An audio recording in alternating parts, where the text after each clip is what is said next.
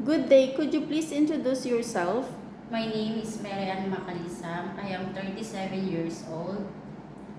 I live at General Trias, Cavite City. I am high school graduate. I have 3 children with my live-in partner. I have one brother and one sister. Tell me about your working experience as a domestic helper. I worked last June 2018 until November 2020. How many helpers in the house? Only me. Did you renew your contract? No, because I want to expand my experience for working abroad. What will you do in the house start from the morning? First, ma'am, I fix myself for preparing foods for my employer. After, I do cleaning the house, including windows and walls. I washing, ironing. Sometimes I wash the car of my employer. Why do you want to work in Hong Kong? I will.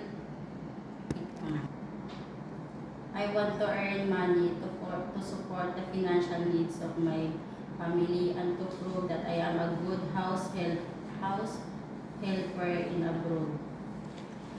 How can you manage your homesick? Homesick is normal, but I will manage it. I will manage it through video chat and school. Tell me about your experience in taking care of newly born baby. As my own experience, I am the one who look at my baby, feeding, changing clothes, changing diaper, preparing vitamins, and sterilize the bath.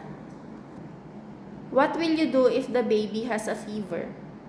First, I will check temperature using the thermometer. Then I will call my employer to inform what happened to the baby.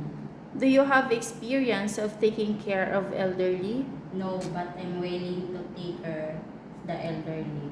I will treat them as my own parents. I will follow all the orders and I will respect them every time I talk to them. Can you promise not to break your 2 years contract, and how could you manage it?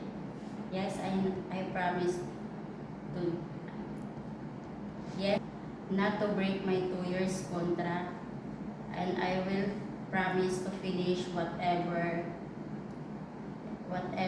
my commitment and sign to them. Can you sing a song like nursery rhymes? Yes. The well and the bus are round and round, round and round, round and round.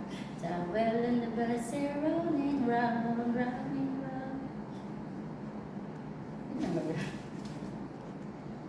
Tell me about your cooking experience.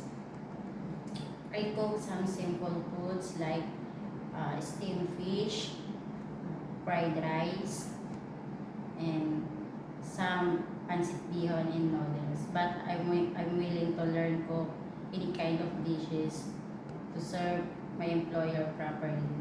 Tell me, what time do you sleep at night, and what do you do before sleeping? I sleep at night as long as I finish my household duties. Before I sleep, I make sure that all doors and windows are locked and light is off. Give me any messages for your future employer. To my future employer, I am Mary Ann Macalisam. Please choose me as your domestic helper because I am a hardworking person, patient, honest, trustworthy, and most of all, I am a fast learner. Thanks and God bless.